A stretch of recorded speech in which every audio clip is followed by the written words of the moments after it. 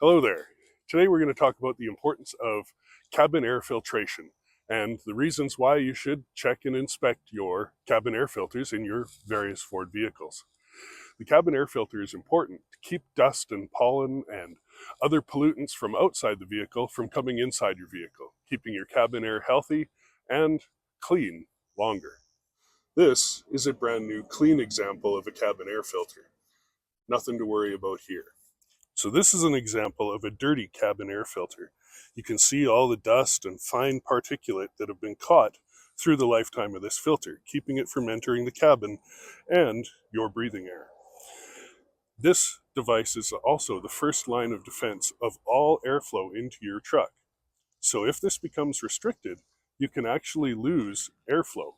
It will cause you to have a lack of defrost, a lack of air conditioning, lack of heating. All air has to pass through this before it enters your truck. So if you're suffering from poor air conditioning performance or poor heater performance, you might want to consider checking your air filter for your cabin.